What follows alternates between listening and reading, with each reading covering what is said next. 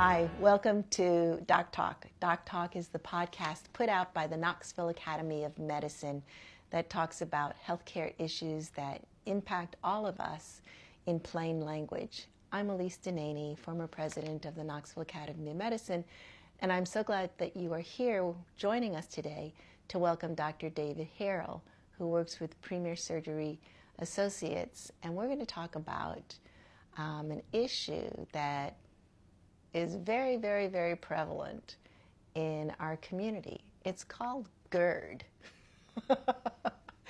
That's Dr. Talk, GERD, right? Yes, and thank you, Elise. Welcome. Appreciate Nice to it. see Thank you. you so much. Okay, Dr. Talk. So what's GERD?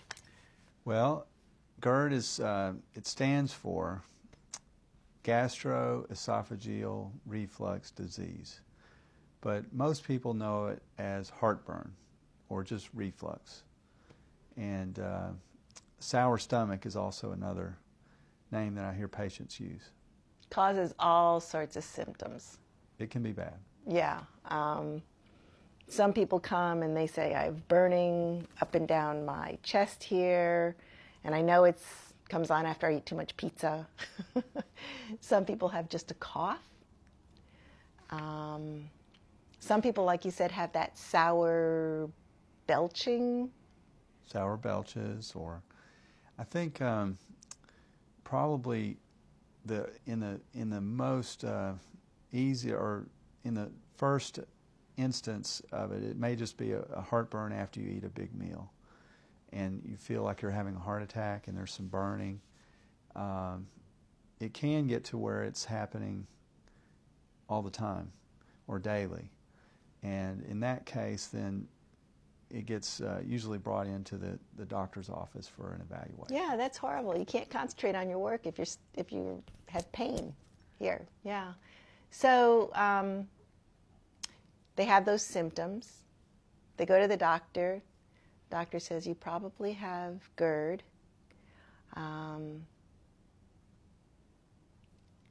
What do we treat it with? Usually, and probably this is when the patients have already tried Rolaids or Tums or Pepto-Bismol or Mylanta or Maalox, over-the-counter things. And also, there's some pills you can take over-the-counter.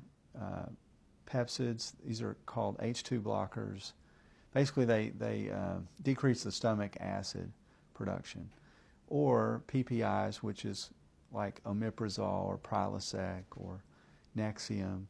There's several brand names, but basically those all decrease the acid production by the stomach.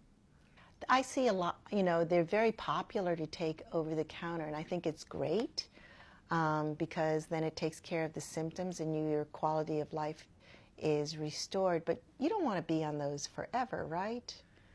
Right, and I think we're just finding out that in the short term, just for maybe a few weeks or a few months or even a few years, there's probably minimal side effects. But when you start taking them year after year after year after year and you become dependent on them, over time it can cause some problems. And some people can even have decreased bone structure, osteoporosis, Right. brittle bones, Yeah.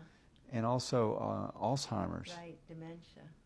There Yeah. can even be some gastric polyps that Okay. develop from overuse, and it can also affect the bacteria in the intestine downstream too, so make you more susceptible to bad infections. Yeah, because it's interesting. The stomach produces acid. That's its purpose. Right. Because it breaks down food and it gets rid of the bad stuff. That's why we're supposed to wash everything we eat. But, I'm going to take an apple off a tree and brush it on my shirt and take a bite. So, yeah, it's going to decontaminate some food that I haven't done a good job of decontaminating. So when I take the medicine, I've kind of lost that. Right, and it helps to digest. Right. The acid is there for a reason. So it's meant to help digest the food, kill the bacteria, and make it easier for us to break down the food we need to eat to live. And the problem is when it goes from where it's supposed to be up into the chest. And that's where it causes pain and problems, the burning. Yeah. Now, okay, so we're talking plain old mechanics. So my stomach's here, the esophagus is here, and this is where I'm having pain. So I suspect if I increase pressure on my stomach, it's going to push it up. Exactly. Okay, so like if I have a beer belly, is that going to make it worse?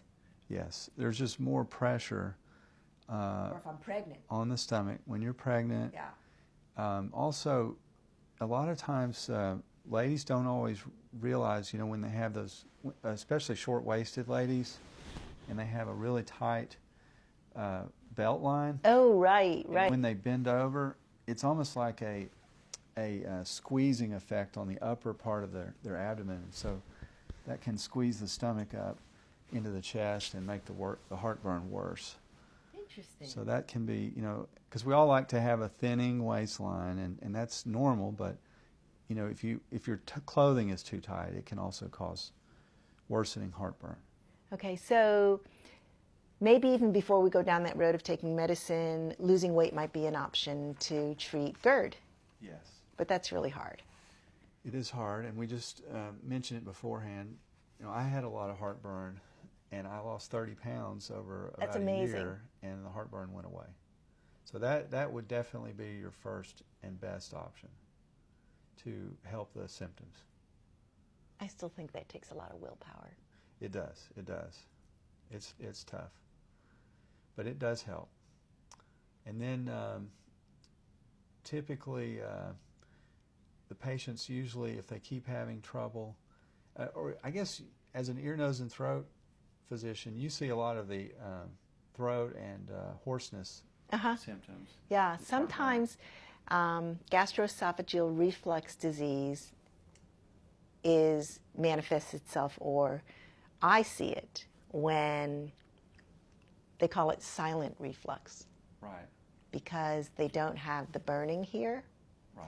But that same lower pH acidic environment goes into the back of your throat and where your tongue, the base of your tongue is and everything, and it tickles back there, so you're coughing. You just kind of throat clearing all the time, right? And some particularly acidic people, not that they're bad, but they're particularly acidic, they can have sinus disease, they can have a chronic sore throat, they can get fluid in their ears if it's really, really, really bad. Dentition. And dentition, yep. And so so diet, exercise, judicial use of medicine, and then they get to see you. That's right. And the other thing is, a lot of times people that have the asthma and coughing symptoms, when the pulmonologist has tried everything and they've had lung testing, and it could be that heartburn acid going down the wrong pipe, causing the lung symptoms. So those are all sort of atypical symptoms, but things that you don't always associate with reflux. Yeah, but very relevant. So sometimes when persons have reflux disease, they'll get esophagitis, which is that chronic irritation of the esophageal lining that you mentioned, and itis meaning inflammation, so they'll get inflammation of their esophagus, which is not chronically over time not a very good thing, right? That's right. I think the medicines are fantastic, and they really help in the short run. Mm-hmm. And the problem is, over time, if you take them for years and years and years, not only can it cause some of the Alzheimer's and the brittle bones, but sometimes the lining of the esophagus can get damaged. And it's a precancerous lesion. People with chronic heartburn have 8 times the higher likelihood of getting esophageal cancer. So that's where it's life or death. It's not just something that wakes me up at night. Yeah. It's something that could actually kill me. Right. It does require judicial attention. One of the things that you do if a person doesn't have a good clinical response to H2 blockers or to PPIs, over-the-counter antacids, is something called a Nissen fundoplication. That's a very technical term. What is that? Yes, and this is sort of, and I like to give hope to the patients because sometimes they've been on the medicines and the pills for years, and it's just not getting better and it's getting worse, and they've not really been given a lot of options. And what we can do is actually surgically, and I do a lot of these, sometimes 1 or 2 a week, with robotics. So these are the little Band-Aid cuts, the little keyholes. We go in and basically pull the stomach back down from the chest. If you have a hiatal hernia, we basically replace it where it's supposed to be. We close the hole and then wrap the stomach around the swallowing tube. So basically it's kind of recreating the one-way valve that was supposed to be there, that was there since birth, so that food goes down but not back up. It's fabulous. I love that idea because it's not cutting anything. It's just kind of using the own natural tissue to reinforce. That's right. Nothing is cut out. It's just basically the stomach's repositioned where it's supposed to be, and the valve is created with your own tissue. So that essentially, it's like a flapper. It's plumbing. It's a plumbing problem, mechanical. So you eat, and then it's like a nipple valve or a flapper, so the food goes down, and then it doesn't come back up. It stays put, so you don't get all that acid coming up. And most people, probably usually about 90% of people can get off their medicines, and it's a 90% 10-year success. It's not 100%, but the stomach is just like a trash compactor, always moving. The lungs go up and down about 20,000 times a day, every breath. Right. And so with all that movement, sometimes these things can shift. Right. But it's amazing it goes 10 years. That's the statistic. Beats my washing machine. It's right. It's better. That's right. Yeah, I think that's amazing. And I love the fact with minimally invasive surgery now, you don't need a zipper cut on the abdomen, but it's, like you said, a Band-Aid cut. And we should talk about robotic surgery one day because you insert an instrument and then it has this little thing at the end and it just twirls and it goes in all different directions. Exactly. Yeah. It's like I'm a little leprechaun being lowered down inside, and I can tie and cut and sew and just operate like I was down there, and so it's beautiful. I mean I think it's a good tool because I can see better, sew better, and recovery I'm sure is much better. You do stay overnight. Typically there's about a 2-week period where you're on more, I don't want to say baby foods, but things that are in a blender. Soft foods, mashed potatoes, right, milkshakes, smoothies, right, just until the swelling goes down. Right. Then you're back to your regular eating, and you can get back to some of the foods you probably miss. Well, I wouldn't want to swallow something too big. What if I stretched the stitch and it popped? Well, it always stretches, so it needs to be able to stretch. Okay. All right. What is, because I see this all the time, what's a hiatal hernia? That's a great question, because sometimes people call it out there in the community a high hernia. It's not really a high hernia, it's a hiatal. But basically, the high hernia or the hiatal hernia is where the stomach has actually gone up into the chest a little bit, or a lot. And it's just like a hernia in the groin or in the navel, except you cannot see it. You can find it on x-ray, and it makes your heartburn worse. So a lot of times the heartburn will be associated with a hiatal hernia. Gotcha. And in that situation, that valve that we're all born with won't work, because in order for it to work, it has to be down in the stomach where the pressure is higher. If it's up in the chest, there's suction, and so it just essentially, it's like a siphon. Yeah, the acid comes right back up. So it makes the heartburn worse. Okay. And that procedure we talked about, that Nissen fundoplication will actually help with that because you're pulling the stomach back down through the diaphragm. Right, exactly. That's the first part of it. You would free up the stomach, bring it down to where it's supposed to go. You would close the hole, which is the hernia, in the muscle, and then you would wrap the stomach. And I usually, and Nissen is the kind of the old, it's the common term. Actually, I don't use the complete Nissen anymore because it's a complete wrap. So some patients get a little bit of bloating. Okay. So now we kind of just go partial. It's called a tope. Not this kind of tope. But it's just a partial wrap, so Okay. they don't get the bloating. Okay. And that's, some people have been afraid of Nissens because of bloating.